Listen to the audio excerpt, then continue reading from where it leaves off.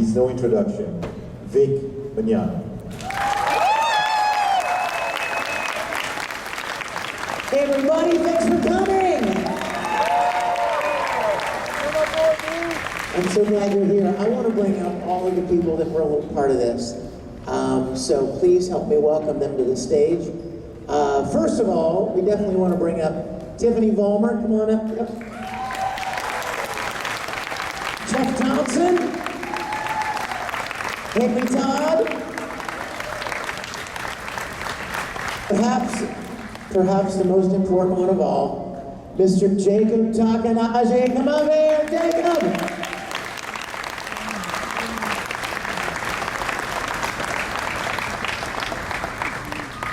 We want to answer any questions you have. We want to talk a little bit about this opportunity. You know, you guys, there's so many amazing anime that has been made in Japan that nobody ever sees. Perhaps somebody thinks it's not action-packed enough, or there's not enough whatever, you know, and so it never gets seen, it never gets dubbed. And a lot of the anime that people feel like will be well-received in the States or in the English-speaking countries, they charge tons and tons of money, obviously, which prices out, right? A lot of people and companies who might want to do it otherwise just can't afford that kind of thing. So John and Denise and Anime Matsuri found these two beautiful little properties. Did you notice the anime style? What did it remind you of? Yes, it did, and there's a reason for that, because actually Zaki himself trained the people that made these. So his style is very evident in the animation. I want to get back here and let's talk to these guys a little bit. John, are you going to join us? Mic check. Check. Okay. So I want to go down here and let's Genbanojo, everybody, right here, Genbanojo. I guess we're introducing ourselves? Yeah, well, I introduced you coming up, but I'd love for you to tell them a little bit about you and what you do and how you felt about this. So my name is Jacob Takanashi. I'm a voice actor and musician, I'm a live streamer. I've been in the voice acting industry for about a little less than 2 years, maybe a year and a half. I got my start on an independent animation called Farfetched, made by Ashley Nichols and Dave Capital. Shout out to Dave, he's probably somewhere in the crowd, and a lot of the Farfetched people are also in the crowd. They kind of gave me my start in the voice acting industry, and from there I just got the bite and got the itch, and I really wanted it. And I am lucky enough to be involved in this production, and I'm lucky enough to be here in front of all of you guys. So I am just honored and grateful that all of you showed up to watch this. So thank you. Thank you.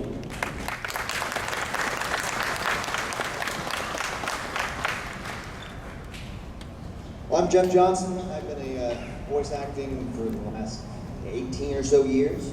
Also flying planes. That's how I get my real money.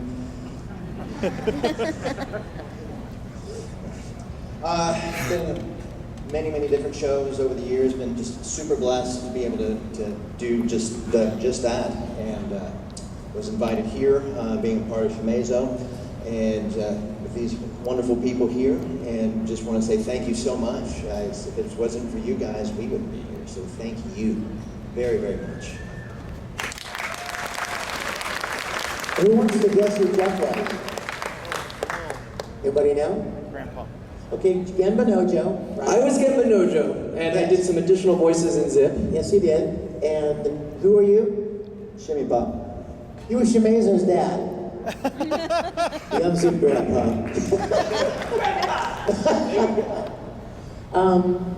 Haleigh Todd, everybody.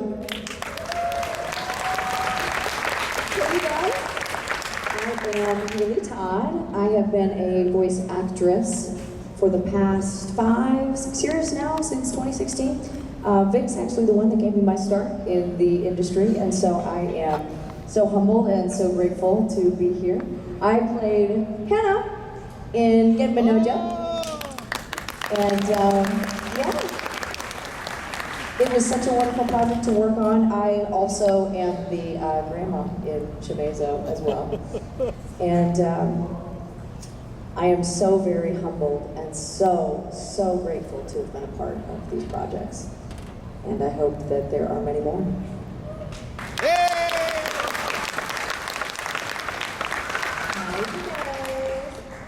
There's not a little 6-year-old sitting there by herself, waving her arms. My name is Tiffany Volmer. I started voice acting professionally in 1998 with a little show called Dragon Ball Z. Dragon Ball GT is the voice of Bulma. Yeah! Bulma's in my house, ladies and gentlemen. Thank you very much.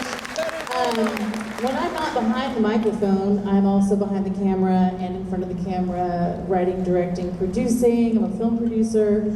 I'm the president of Women in Film Dallas, and I also teach at Mediatek Institute. I am the author and department chair for the Acting for Media program. There is Mediatek here in Houston, and there's also one in Dallas. So those of you that are interested in voice acting and need a place to go and sow those oats and figure out if this is for you, you should come talk to me at my booth this week. And I've stepped away from voice acting in anime. I still do corporate stuff and radio and things like that, but this is kind of my welcome back. Thank you, Vic, so much. This is a great group of people. I can't wait to see what the next chapter of my career holds for me. And I thank you all for being here, and I can't wait to meet you all individually. Hopefully you'll come by the booth. So thank you all. I'm glad to be here with these amazing people. Everybody. Now, some of the voices that you heard that were not able to be here because they actually had bookings at other events this weekend, and they wanted me to pass on to you how very, very sad they were that they couldn't be here. But one of them is the wonderful and amazing Linda Young from Dragon Ball. You know her, Frieza, right? Yes. Also, Cynthia Krantz, who's been Chi-Chi a million different and also things. Bulma's mom, Mrs. Breeze. Also, we've got a bunch of people in the audience that were a part of this, some of the secondary characters, and I definitely want to recognize them. Please stand up. Skip Morris, stand up, baby!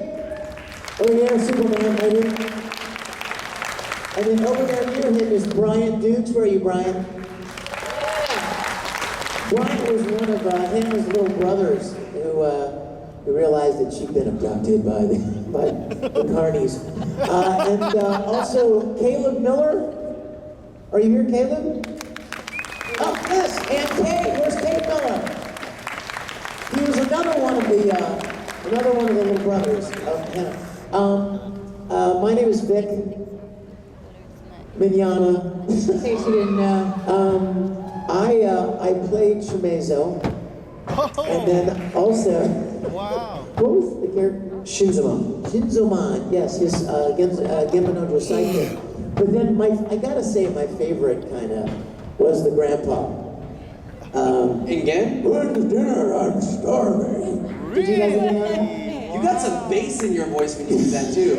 Like I was shocked. I was like, you know, Vic. He's like, hey guys, I know. He got that super high pitched voice. Wow, that sounded just like me. Thank you so much.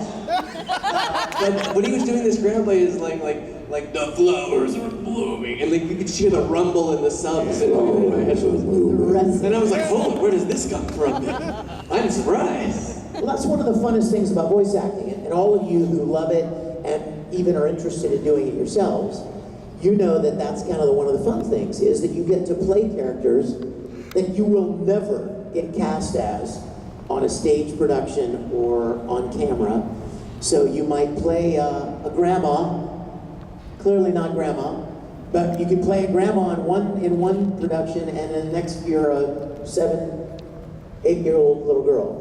You played the mother of a cat named Spot. Thank you very much. But this was such a thrill to be a part of. It's been a while, obviously, with COVID and everything. A lot of us were grinding halt. But when John and Jacob and Denise reached out and said, "Hey, we want to do this. Would you like to be a part of it?" And I said, "Well, give me a minute." Yes. It is a real joy. And I mentioned this today in my panel. I love these little projects. They're so heartwarming, you know? Like I said today in my panel, they're uplifting. You feel good about humanity and about people, and they celebrate kindness and thoughtfulness and selflessness. And I don't think we get much of that today in a lot of entertainment.